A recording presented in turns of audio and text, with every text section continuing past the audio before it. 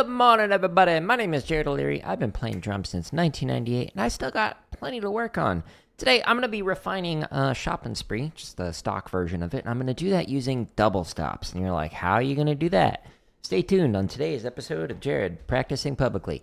In all of these nearly 400 videos, you can find timestamps in the description that shows what I was practicing or what I was talking about. Because I've been drumming for so long, and because I have a bachelor's, master's, and PhD in music education, people will often ask me tips on how to practice or tips on how to teach, and I will often edit my responses and put them into these videos. There's almost 100 of them with over 13 hours of free drumming tips that you can use to improve your drumming or your teaching. Now, any of these videos, there's over 2,000 drumming videos on my home tab of YouTube, but any of them that say members first, there's like 460, I think, they are all scheduled to release for free, so they will come out eventually. You don't have to pay the 99 cents to become a member unless you want early access, and you don't want to have to wait like a year and a half until some of the videos come out. This one, for example, comes out next Friday, so stay tuned for that one. But all of these practice resources can be found on my home tab of YouTube. There's literally over 2,000 of them. Now today, I'm going to be working on Shopping Spree, which is one of the chop exercises. And then there's over 1,000 grid variations if you prefer to work on a rudiment that way. There's also limb-independent stuff, which I practiced yesterday. There's a few hundred marching bass exercises, some drumline cadences, and then all these technique exercises. In fact, today I'll be working on the double stop playlist for working on the Shopping Spree. Now, all the tips and the lessons and the live streams are in the very bottom right here. So it's all organized on my home tab of YouTube. I can't speak, if you want to check that out. Now, I need to get motivated here to practice, so Shia LaBeouf here is going to help me out. I'm going to hide him because of copyright, but don't worry, he's here in spirit. Motivate me, Shia. Do it! Give me motivation. Do it! Don't let your dreams be dreams. Yesterday, you said tomorrow, so just do it. Make your dreams come true. Just do it. Some people dream success. Well, you're going to wake up and work hard at it. Nothing is impossible. You should get to the point where anyone else would quit, and you're not going to stop there. No, what are you waiting for? Do it. Just do it. Yes, you can. Just do it. If you're tired of starting over, stop giving up. Oh yeah, I am super motivated now that we've been possessed by the great Shia LaBeouf. And we're going to be working on some Shopping Sprees today. Blue Coat Snare Feature 2016. There's a question mark at the end of that. The question is, did they have a snare feature in 2016? Probably. Probably. All right, so I'm going to warm up. I'm going to warm up with a stock Shopping Spree. This, by the way, is the link that's right here on the vertical, jaredoleary.com/drum. We've got the 62 chop exercises. We've got over 1,000 grid variations. We've got a bunch of limb-independent stuff. We've got a few hundred marching bass exercises, some drumline cadences, almost 400 technique exercises, and then here's all the lessons. We're scrolling back to the stock Shopping Spree, and I'm going to warm up with this. We're just going to play through it a few times. I'll stretch and massage, and then I'll show you the double stop spree. There we go. Higher resolution. Thanks. Okay, so we're going to warm up. We'll just start off at a nice, comfortable 120. Let me turn up the volume, jam, pump it up. And it muted it. Cool. Here we go. So the stock version has flam drags, and then cheeses, and then flam fives, chudachas, inverts, cheese chudachas, cheese inverts, and chut cheeses. Now, with these play-alongs, they go one click at a time faster, starting slow. So this particular play-along starts at 40 beats a minute and goes all the way up to 200 if you can play that fast. Sweet. I'm going to jump by tens. I'm just warming up, get the hands flowing. My right hand feels a little weird, forearm in particular. Don't know why. Probably from my workout. Who knows?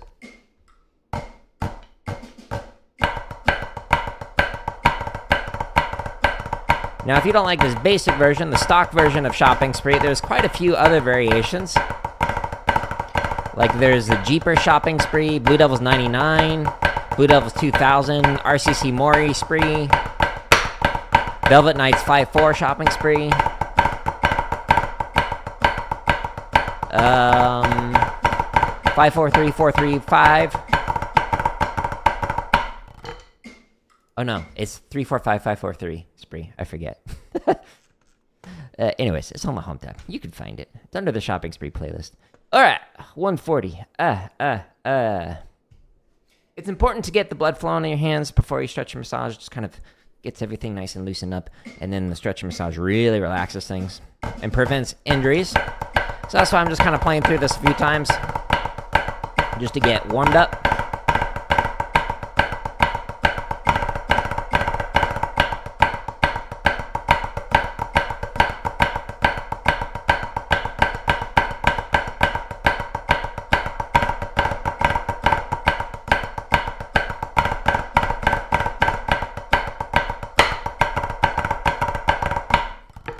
$150.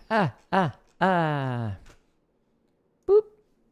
Again, all these thousands of play-alongs. There's timestamps in the description, so you can pick whatever BPM you want. This is too slow, speed it up. This is too fast, slow it down.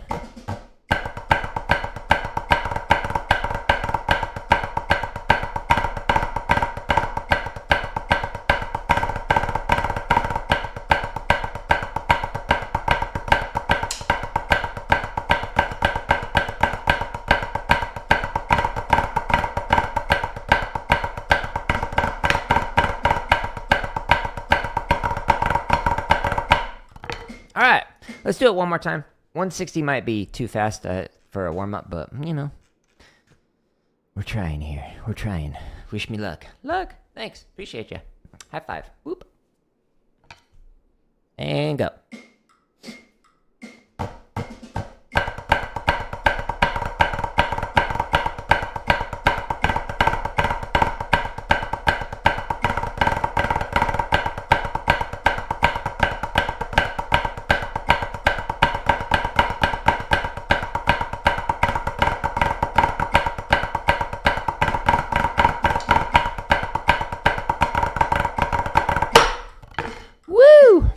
Let's stretch and massage. Now that we got blood flowing, we've warmed up a little bit. We're going to take our sticks. You pull in, you pull in, you push through. This stretches the sides of the forearms. If you want better camera angles and whatnot, there's a video under the drumming lessons playlist. That's called This Hand Routine Saved My Drumming. And it gives you a 2 or 3 minute overview of all these different stretches, as well as some stretches if you do rotary motions like traditional grip or marimba, like Stevens. But I don't do that anymore. Now I'm going to stretch the underside of the forearm. So I could do it like this. I could do 2 fingers at a time and then 2 fingers at a time. I could do it like this on the pad like I demonstrated 2 days ago.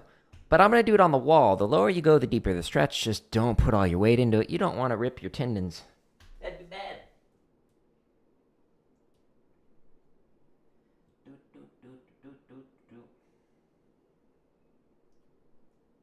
Oh, yeah. That feels great. Now we're going to stretch the top side of the forearm. You could do it like this. You could do 2 fingers, 2 fingers. You could do it here. You could do this on your legs like I did on the drum kit string yesterday. Or if you do this one on the wall, the higher you go, the deeper the stretch. Again, don't put all your weight into it. Yeah.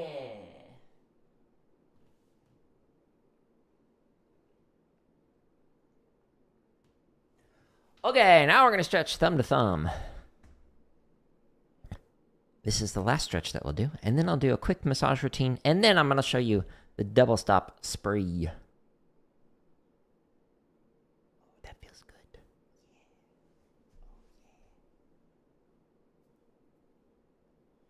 good. So this stretches each one of the fingers. You're doing finger to finger. Just makes it go twice as fast. ASMR. Oh, little one. Enjoy. Free of charge. Another one. Oh, BOGO. Buy one, get one. Another one. Another one. Now I'm going to massage. So the stretching helps to relax things, and then the massage like takes it a step further. Thumb on top, fingers underneath. Massaging. Relaxing. This is good to do daily, even if you don't drum. It's also good if you're like doing a test or something, your hand's like cramping up. If you use an ancient device known as a pencil. Or maybe if you just walk around picking up things with chopsticks, hashi, all day, then your fingers might be a little cramped. I don't know. Whatever you do you. It's your free time. I'm not here to criticize. If you want to walk around picking up grains of rice with chopsticks, go for it. Proud of you. Alright, so this is massaging the forearm. Now I'm going to massage the hand. So I'm going to do thumb massaging the palm, fingers massaging the backside of the hand. Trying to get everything relaxed.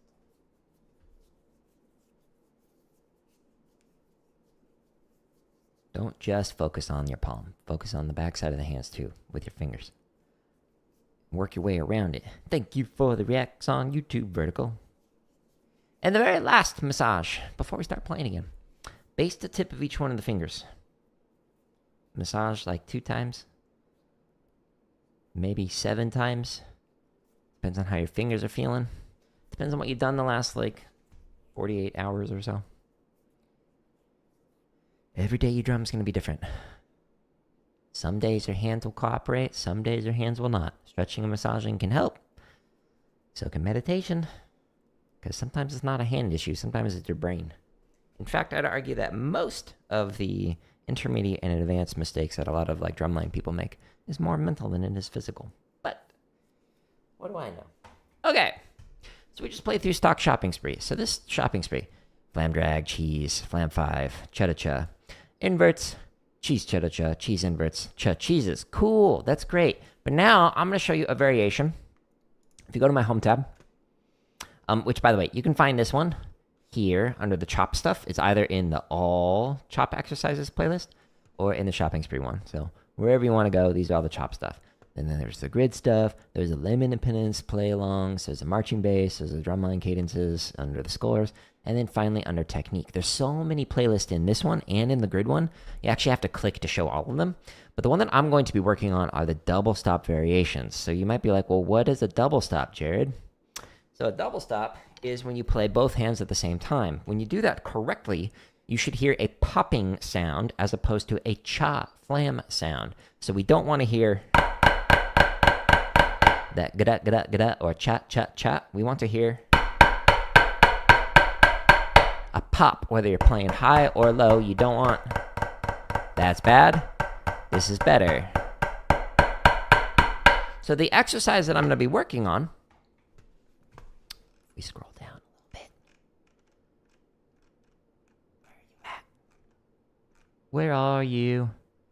And I'm so sorry. Oh, there it is at the very bottom. There's 2 variations of this. One for the right hand, basically, and one for the left hand rhythms of the spree that I was just showing you. But you play this whole thing as a double stop, hence why it's called a double stop spree. Okay, so the very first measure. That's what your right hand plays when you play a flam accent. So.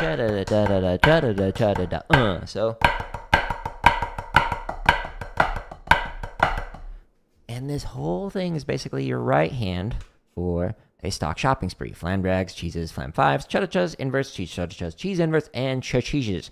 This is what your right hand does on a cha-cheese. So triple it, da-da-da, when you play. Okay, that's a cha-cheese. So when you play this whole thing as a double stop, you're trying to line up the hands to get that popping sound to make it so that you can ensure that your velocity is the same for both. If all you do is practice this off the right hand, and then you practice this all off the left hand, but you don't actually put them together as a double stop, you can't actually do a direct comparison with what you are practicing. So it's important to play this as a double stop, not just all on the right and then all on the left. Okay? So we want to be able to hear our hands and make sure they sound the same. Now, I'm going to start this at 40. Why? Because it's important to refine your technique slowly. This also helps you to refine your timing because there's more space in between each one of the notes. Is it difficult? Oh, yeah. But is it worth it? Oh, yeah. So we're going to start at 40. Here we go. Wish me luck.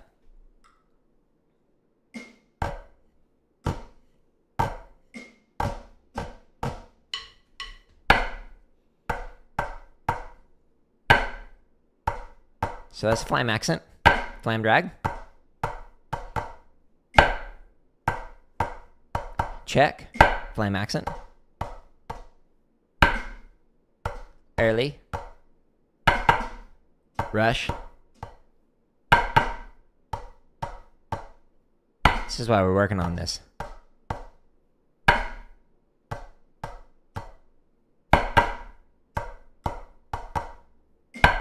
Late. Flammy.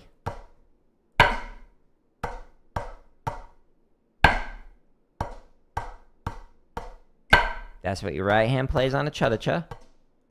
Oops. Talking screws me up. Early.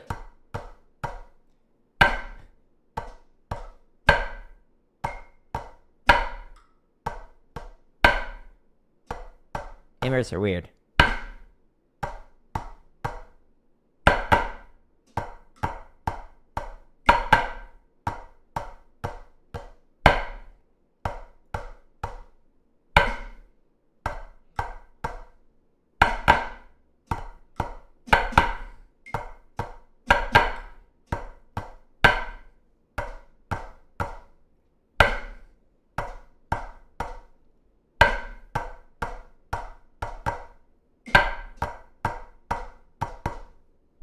Okay, so I'm going to go one click at a time. When I get to 45, I'm going to start going 5 clicks at a time, which is more than I usually recommend. That way I can see what happens with my technique as I get faster and do a comparison to see what's something I need to keep refining slow.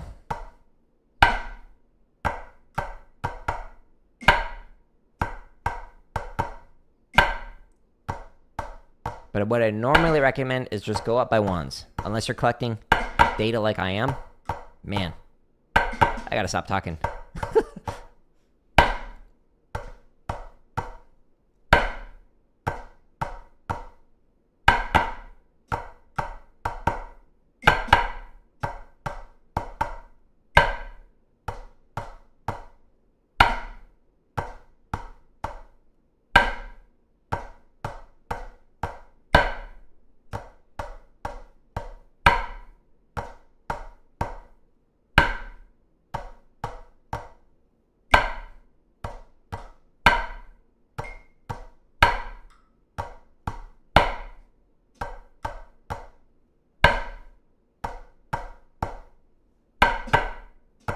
Slow on that.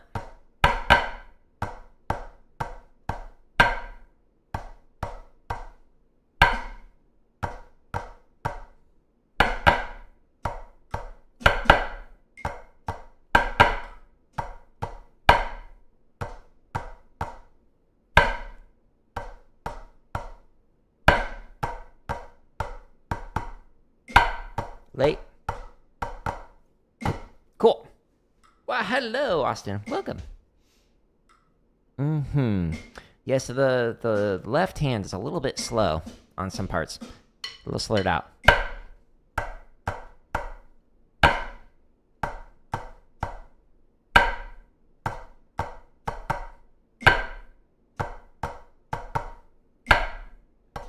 My left hand has not, early, gotten enough attention over the years because I played traditional when I marched.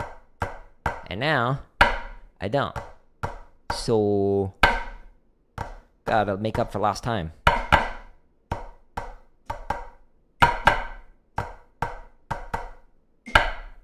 Late. Slightly early.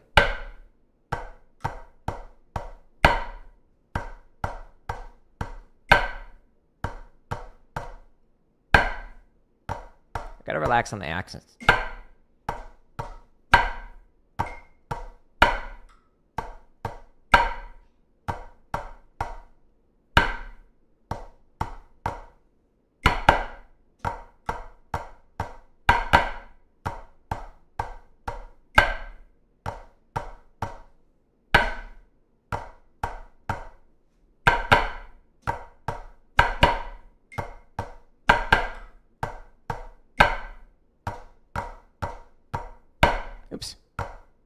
started playing chud is just...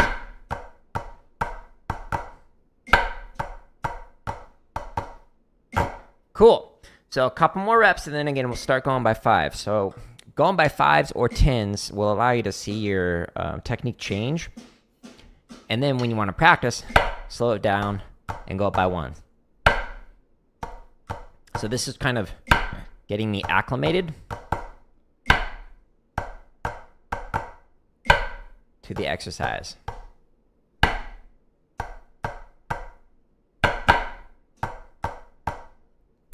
Yeah, the second note of the diddle, the left, is wonky.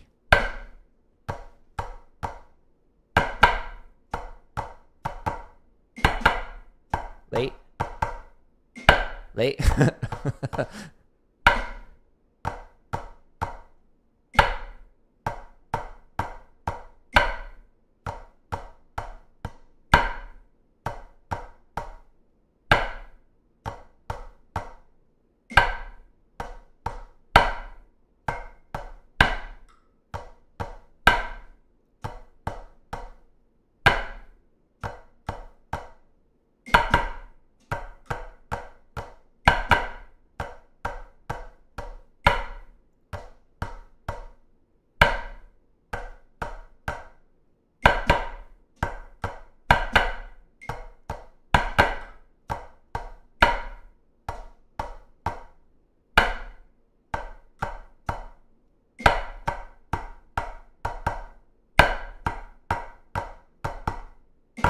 Yeah, the taps on the left, it's interesting. They're coming in a little bit late. I'm like trying to make micro adjustments to figure out, like, well, why is that the case?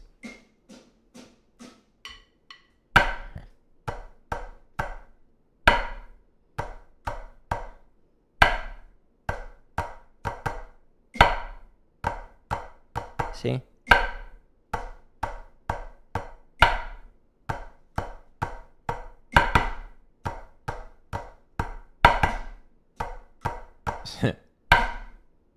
They're playing chichadas. Chuts. Man, I can't talk today.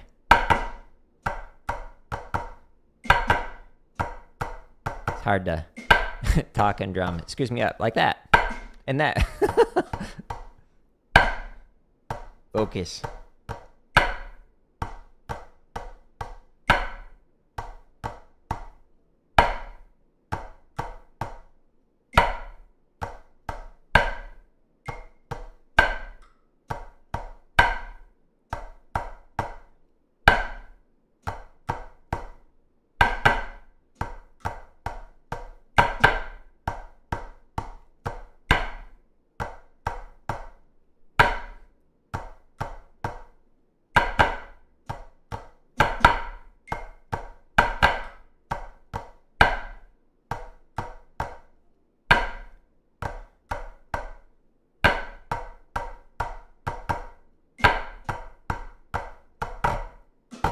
All right, so now we're going to do 5 clicks at a time. So we'll start at 45, and then we'll see how fast we can get. Hopefully I can get it about to 160, which is where we just like warmed up with.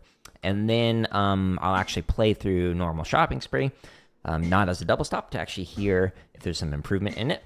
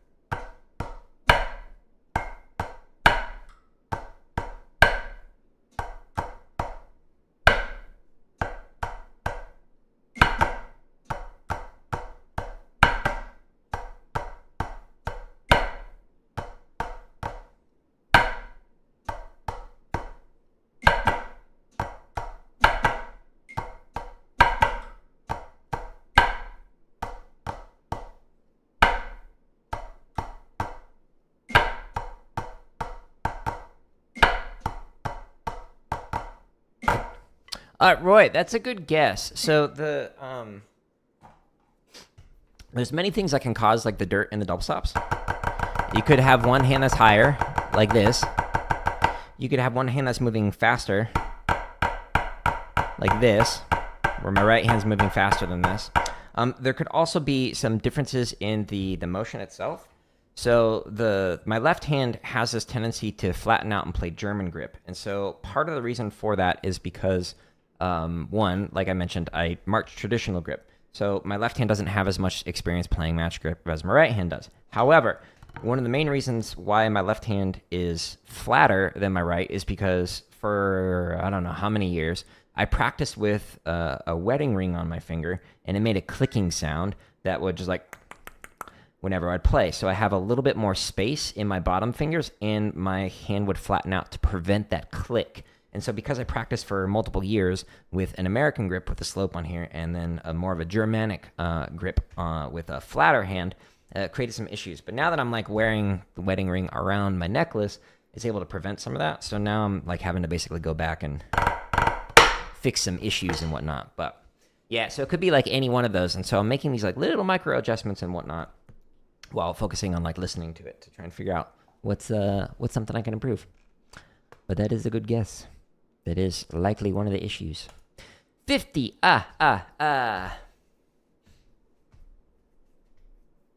You thought the advice was to never get married?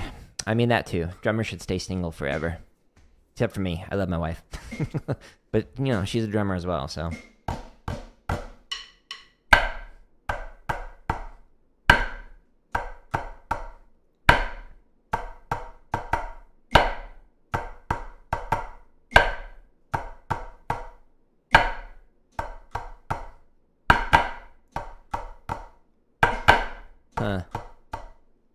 That was a bad micro adjustment on the diddle.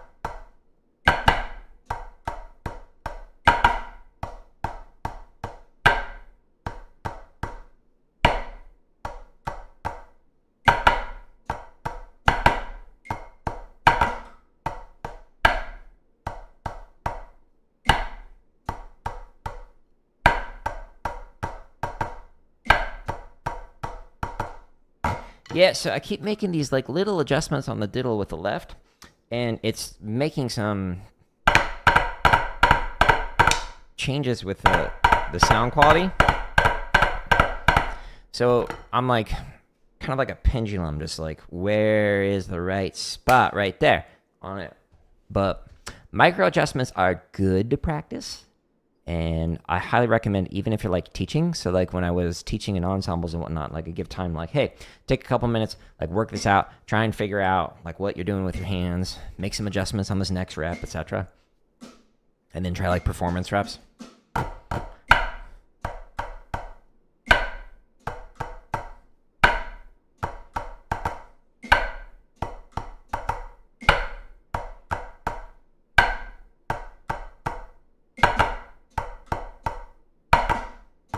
That was bad.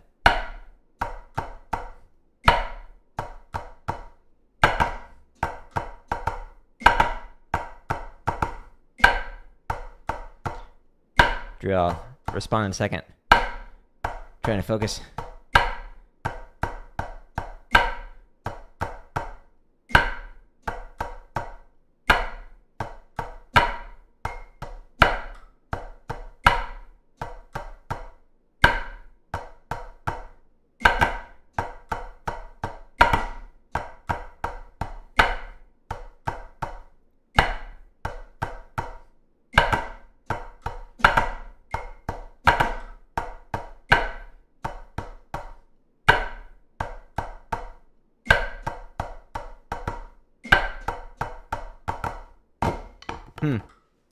Let's see. I have to talk about speeding up. Material using legato strokes for taller heights. Why not upstrokes?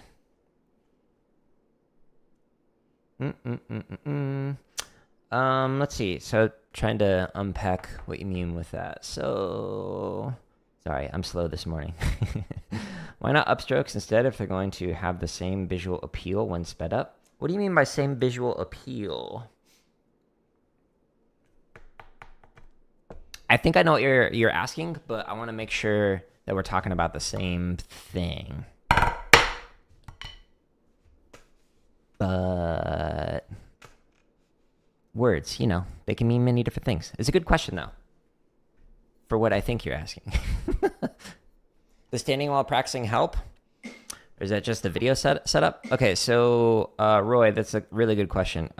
Because like the stuff that like I typically play is rudimental. That's like the most I've practiced, and then concert percussion is what I've practiced after that, and then only a tiny bit on the drum kit. So most of what I'm playing is like stand-up percussion, whether it's like marching on a snare drum or playing marimba stuff or whatever. Like it was always like a stationary standing instrument or on a carrier or whatever. It makes it so that when you are playing, you can set it to ideally whatever height you want, as long as it's adjustable. And you can actually get like an ideal higher or lower, so you're not having to like raise your shoulders up or like raise your arms or kick your elbows out. Like back when I used to like play on the bus, like if I was playing match grip, I felt like I had to do this sometimes, and you couldn't really have like a seat partner next to you whenever practicing. So it kind of can create some tension issues, especially in your upper body. If your shoulders are too high and you're practicing, it causes tension up in the upper body, which like works its way down into like the biceps, which works it down in the forearms. Like all this tension up here works its way down. I do not do stretches for like the upper body in these streams, but before I stream, I do like a workout, and I do a lot of like upper body stretches and whatnot to try and relax. Good morning, Ty. So start from here, work your way down, get relaxed, etc. Like one of the stretches that I demonstrate is like this stretch, which is like a phenomenal stretch for if you wear a carrier. It stretches like the neck and the shoulders, etc. But if you're playing on a drum kit, you also want to like think about the ergonomics of it and making sure that you're nice and relaxed and you're not like raising up and playing stuff that's like too high, etc., or out of reach, and straining yourself with it. So what I generally recommend is to practice standing, because it can create some issues if you're sitting down and whatnot and you're playing too much. So you'll often see like people post social media clips, whether it's on like Reddit or like whatever platform, and when they're playing through it, if they're sitting down, the pad will be at like a sloped angle in like a weird way while like playing traditional grip, and it like just like can create some like bad habits and whatnot with what they're doing. So I kind of advise against it. Sorry if you're asking too many questions. You don't need to apologize for that.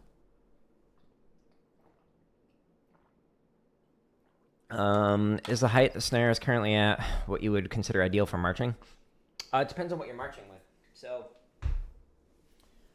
for traditional grip, you want parallel forearm with the ground. And then in the drumming lessons playlist on my home tab of YouTube, there's a video on how to hold traditional grip. I talk about this. You want 2 fingers. If you take your stick and put it like about halfway up the stick, you want the rim to be touching the bottom of your 2 fingers when your arm is at parallel. And that is the height that you want to go with. And then your right hand, if you're playing on a flat drum, you're going to kick out your elbow a little bit. If you're playing on a tilt, then you can have your arm relaxed, which like helps for more power, etc. Also with the tilt, it makes it so that you have a wider range of motion. So you can actually go deeper with the left hand, which fixes some of the issues with traditional grip, where the left hand will be weaker than the right hand. If you're playing on a flat drum, if you have that little tilt in there, then it can have a significant impact. And I actually show it in the video, like the angle difference. It does make a significant difference, even if it's only a little bit. So the height for traditional grip is determined by this. For match grip, there's a lot of things to consider for match. But in general, the lower you are, the better for your like upper body staying nice and relaxed. But you want to make sure that you're not hitting your knees on your drums, whether you're playing like tenor drums or like a flat match grip match grip snare drum. Man, I can't talk this morning. So one of the things that Vanguard did in 2005, which was the last year that they played match grip for their snare line, is their snares were at a slight tilt forward. So at a slight angle like this, as opposed to flat like this. So I'm just kind of exaggerating it so you can see it. And so part of that, hello, David, was so that when playing, you had, just like with the traditional grip, more range of motion for the match. And so rather than having your match grip stop here, you could actually go deeper with it.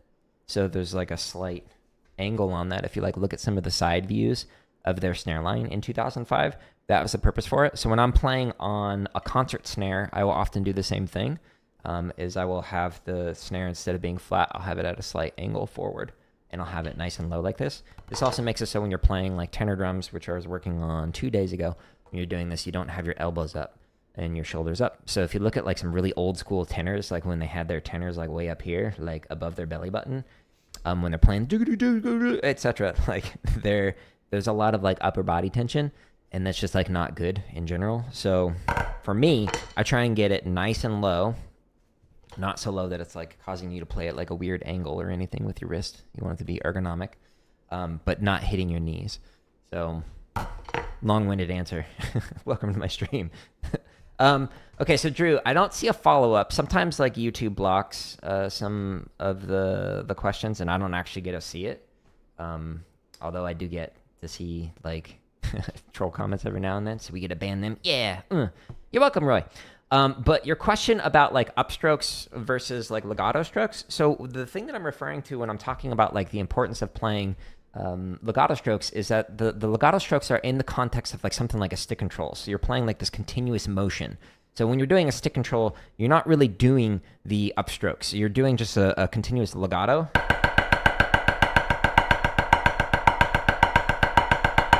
It's just a slow legato for that left hand, or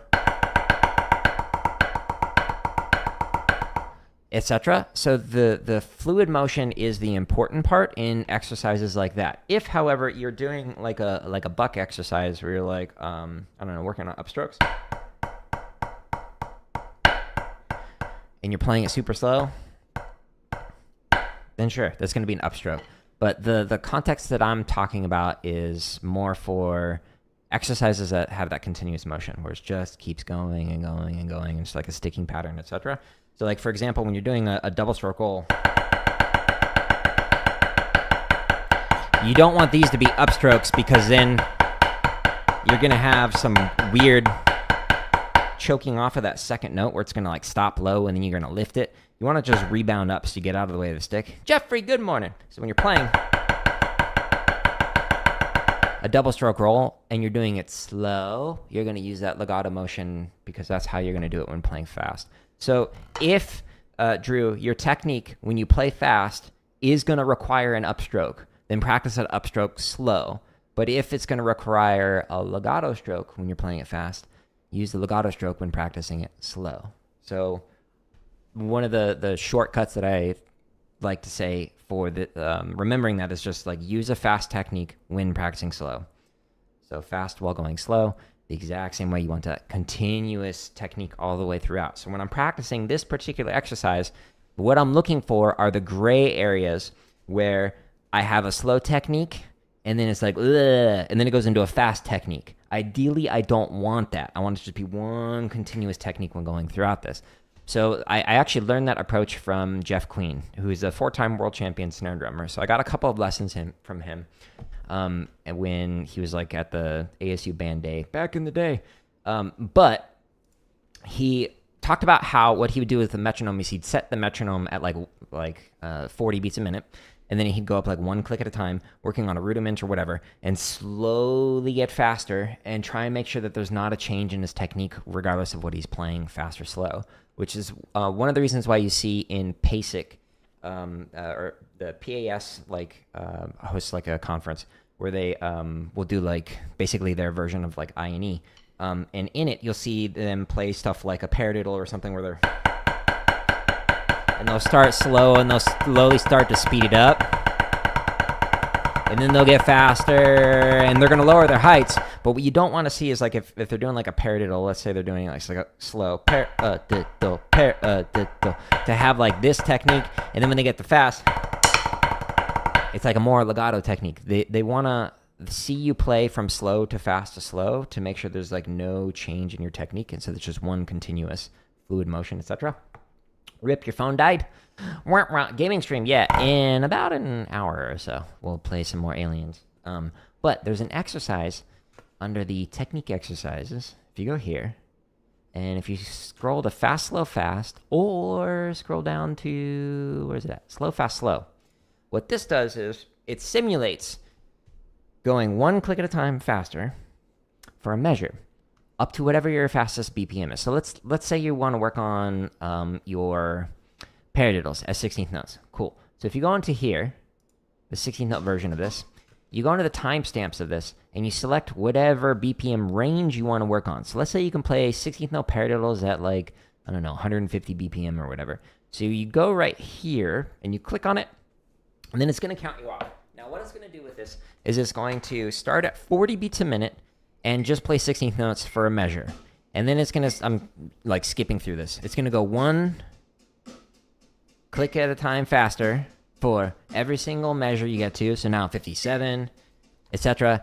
All the way up to whatever your maximum tempo is. In this case, 150. It holds it there for 4 measures, and then it's going to slow it all the way back down to the starting tempo of 40. So it goes to 149, and it's going slower and slower and slower, slower, slower, slower, slower, all the way down to 40 beats a minute. Now, when you're playing something like this, whether you're using the 16th note version of slow, fast, slow, or the swung version, or the triplet version, or just the quarter note version, like if you're playing 5lets or something, then this will allow you to be able to see, am I making changes in my technique when I go from slow to fast to slow, or the opposite of that when you start fast, slow, fast, which is in the other playlist.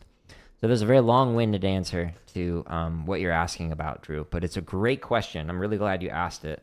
But whatever technique you are going to use fast, practice it slow, and then with something like the slow, fast, slow, or fast, slow, fast, you can actually practice that. Or just by using any of these play-alongs that I'm using, you can like manually kind of like do what I'm doing, where I'm jumping up by 5 BPM every single time. Anyways, I just talked a lot. Let's hit stuff. So we're in this version, variation 1. It's currently members first. They're all coming out for free, I promise. But there's like 460, I think, when I looked yesterday. So like a year and a half-ish until some of these come out. But you can get it for 99 cents if you want it. Otherwise, just wait. I promise. It'll come out for free. So we're at 60 now. Woo! So fast. So furious. And I'm going to focus on the left hand. I think I need to go by 10s. Because I talked a lot.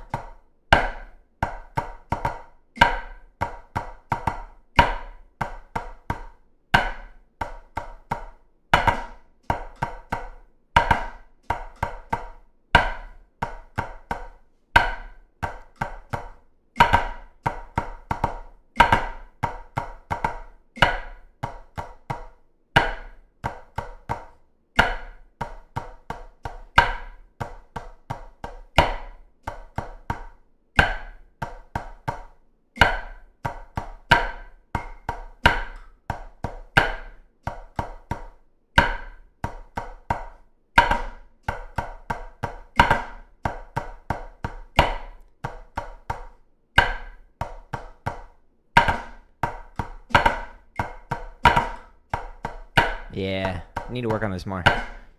Ew.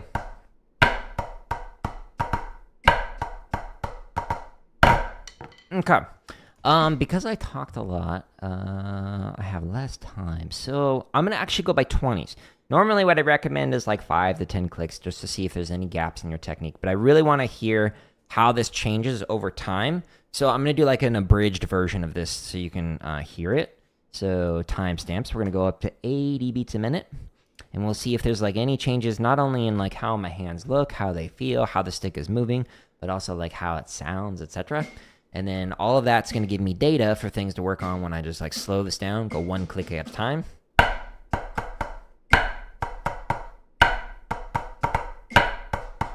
Ew. Flawless.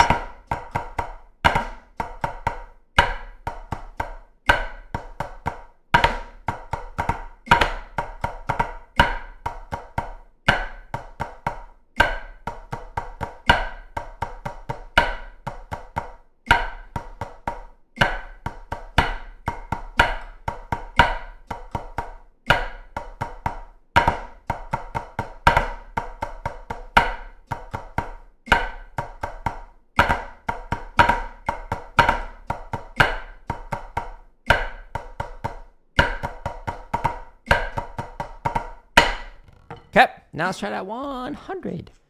And then when I get up to hopefully 160 while doing this, then we'll actually go back to the stock shopping spree where you play, you know, both hands, playing the normal part.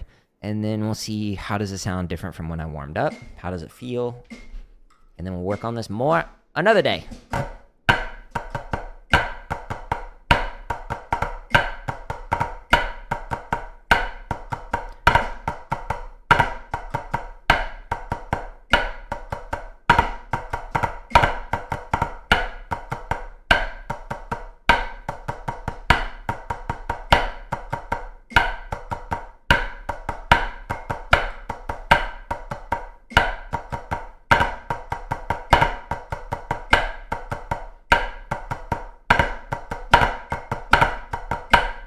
Huh. Interesting. Yeah, the inverts, the left like really slowed down on that. Interesting. I concur. But when I play it that way, like I don't feel the left slowing down. Interesting.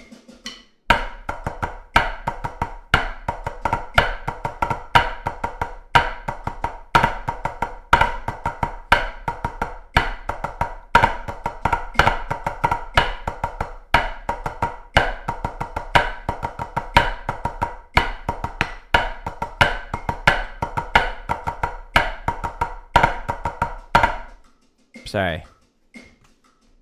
Something is like causing the console to pop up on Chrome on the chat. It was very distracting. I think it's my mouse doing that. Okay. I'll set it over on that little TV tray. Okay, so I'm just going to jump up to 140 because that was at the end of it. It was like flashing the console. Like if you press, what is it, F12 on there, I think? Yeah. Muscle memory kicking in. Good story, right? All right, 140. I was like, am I getting hacked? No, I think it's just bouncing.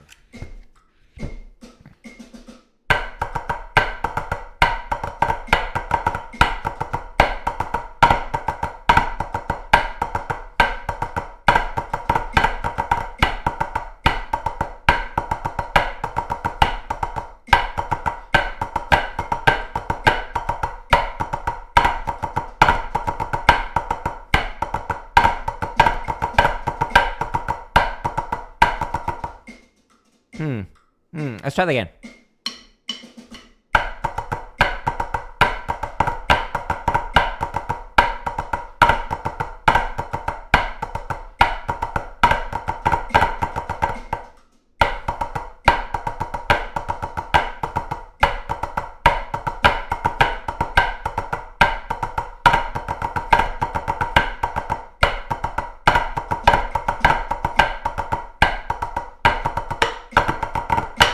Yeah, interesting. So my left hand, when I'm playing through it, it's definitely tightening up, and there's a change in how I'm approaching the diddle at a faster speed, and I'm trying to figure out what it is. I think it's the shift from wristing each one of the notes to letting it be a controlled rebound. I'm trying to think, like, how would I practice that to fix it? That I'll think through some more and try and work on it in the future. Always learning more. Always more to improve. Okay, so it actually does not sound good at 142 or at 141, which is interesting. And my left is changing the technique a little bit. So what I want to do is I'm going to play through as a reference point, just like the shopping spree again. We're going to go back to the home tab and hear how it sounds when I put the hands together. And when you do that, you're not going to hear a lot of these like inconsistencies that you're hearing when you play it with this double stop version. So it'll sound like significantly better, despite the fact that the hands are different. Okay, so stock shopping spree. This is just in the shopping spree playlist. There's a bunch of other cool ones in here. This is just a very basic one. But we're going to go to 140, which is basically what I was just playing it out. Boop. And let's see how it sounds when we play normally.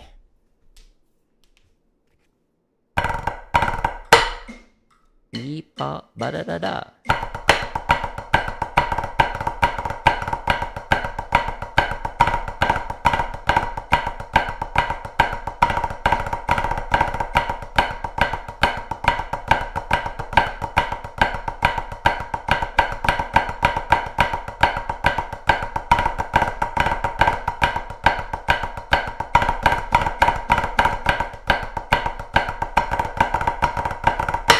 So it sounds way better, right?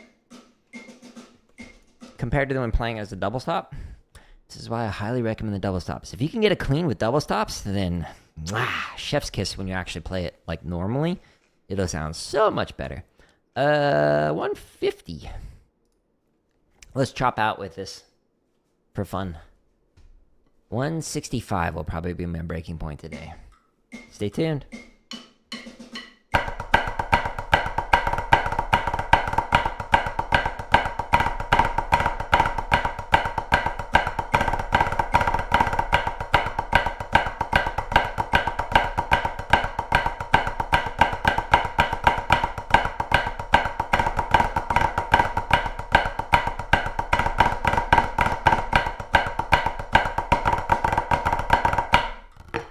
I like to cut cheeses, but that's going to be the death of me when we get faster on this. I'm going to slow down there.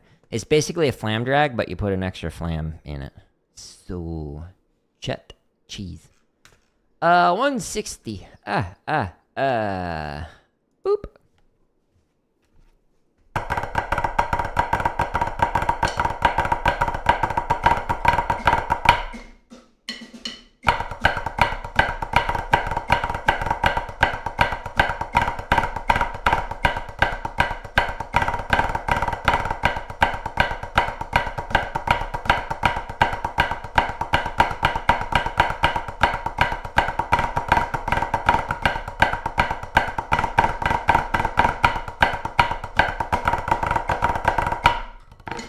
Oh my. All right. We're going to try it at 165. Wish me luck. Luck. Hey, I appreciate it. Thank you so much. I'm going to stall here. It's time for the ad read segment from today's sponsor, water. It tastes great. I hope you enjoyed that ASMR ad read. I just made $1 billion doing that. Yeah, I can retire. Here we go. 165. And go.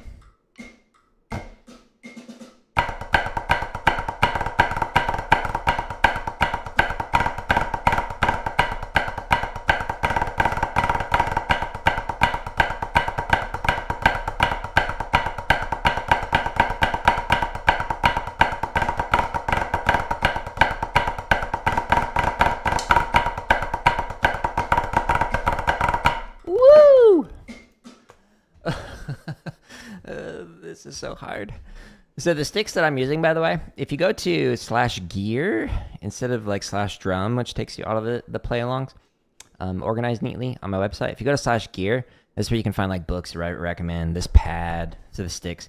I'm using the Hardiman hammers, which are like extra heavy versions of the Hardimans, and they're so good for building chops. But when you play shopping sprees at a brisk tempo, it makes me question that decision to use the Hardiman hammers. Here we go.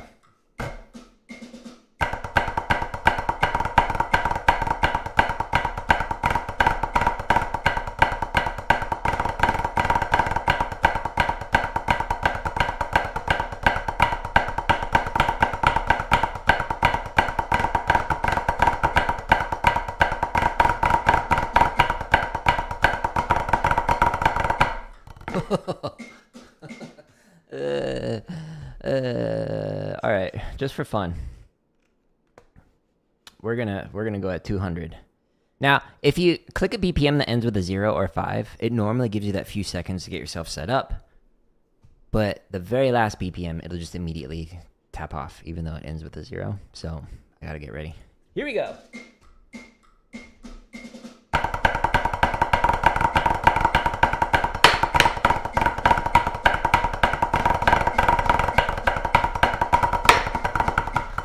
Yep. It was gonna be too good, so I didn't want to like embarrass everyone because then they'd all quit drumming. Yeah, that's the reason why. Mm-hmm. What percentage is wrist versus fingers? The majority of my technique is wrist. So when you get to a very fast speed, very fast tempo, like if I'm playing, like when I was playing traditional grip and whatnot, I never, ever practiced with finger technique. So I never practiced dribbling. Never did that. I never did the index finger dribbling. I see some snare drummers who will talk about the importance of doing that for wrist speed. That gives you inconsistencies in your taps, and it gives you a weaker tap sound quality, in my opinion. There's many ways to play, but in my opinion. So I've never actually practiced that. When I got lessons with like Jeff Queen, who's a 4-time world champion snare drummer, he said it was all on the wrist. I think he knows what he's talking about. So I was like, okay, I'm going to practice with only the wrist and just focus on that rotation and whatnot. The fingers will come off of the stick and we'll give some space for it, etc. But it is not a finger approach. So same thing if I'm playing like, let's say 3 strokes. So this is wristing it all. Eventually I get to a point where my wrist can't play it fast enough. And it's a controlled rebound.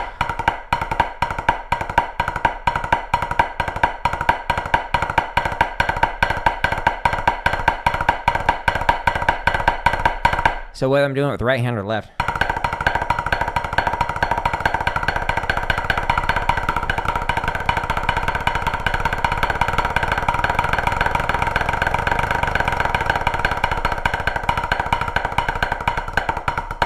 It's hard to control it slow. But I took the fingers off intentionally to show you. It's not fingers. So whether I'm doing like 3s or 4s or doubles.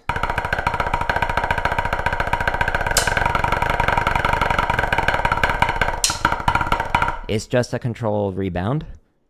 No fingers involved with that. The fingers are giving it space or taking away the space. And that helps to control the rebound, so it's not as sloppy as I just did it when I literally used only 2 fingers. So you could play with a finger technique, but I don't. And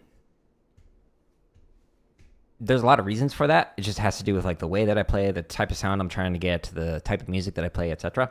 It's not that there's anything wrong with like finger technique, but for my playing, I don't use it and I don't focus on it, and I like don't practice finger technique. I did practice it for timpani. I had a professor who wanted me to do French finger. And so I practiced for a little bit, but then he actually taught me French rotary. So where you're like bump, bump, bump, bump, bump, playing with a rotary technique with French grip. And that gave you like a fuller sound than with a finger technique. And so I use that with my timpani playing rather than a finger technique. Unless I'm trying to go for a light sound, then I might use some finger, but I don't really focus on it. Does that make sense? But hopefully the demonstration of like literally just taking the fingers off the stick. So like I'll show you this top down view. 3 strokes.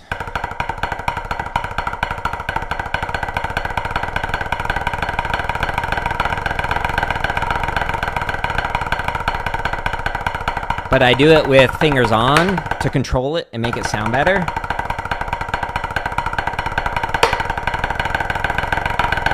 But I'm not finger stroking any of that. I'm not doing that. Great questions, by the way, Roy.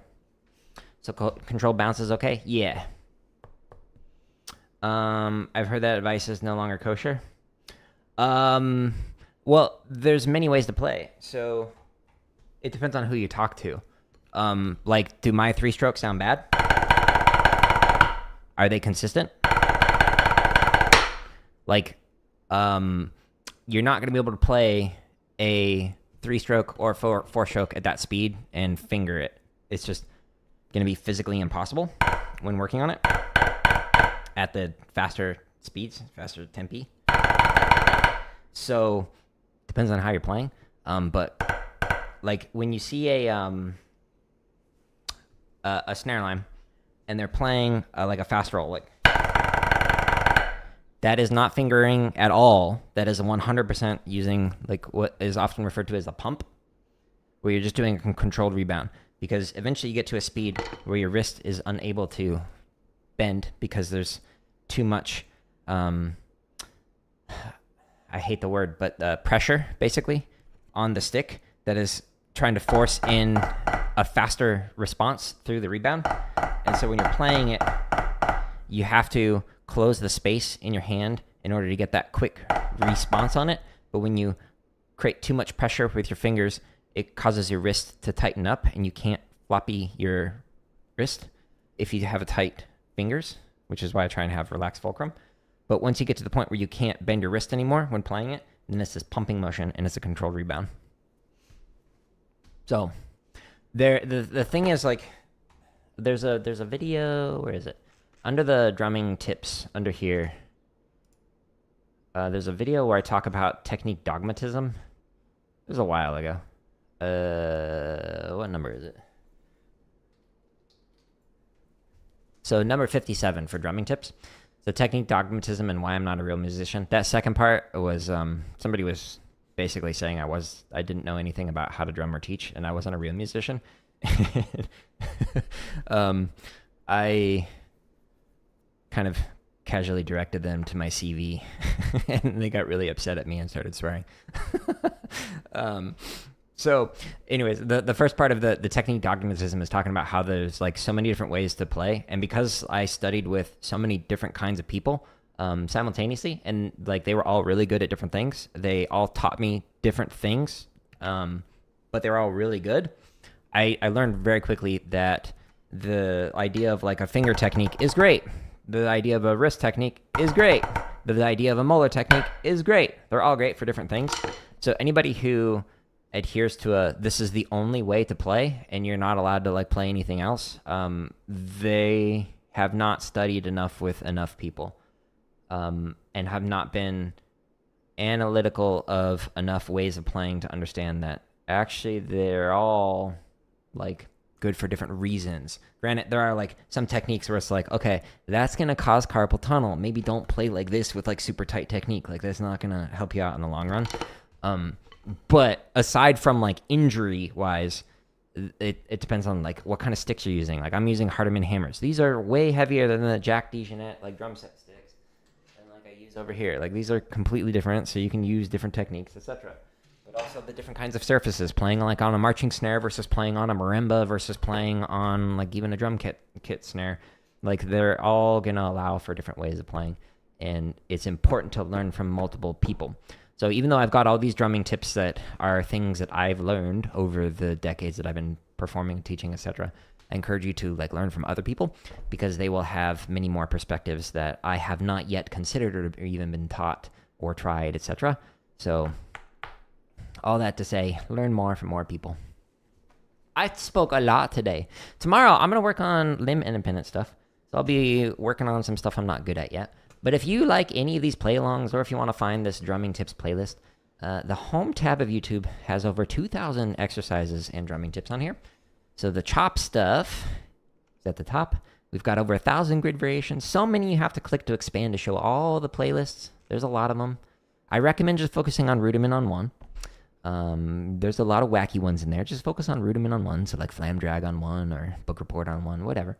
Limb independence, the second video in every one of these playlists shows you like how to develop limb independence, and like it will show you what I'm doing to practice it tomorrow.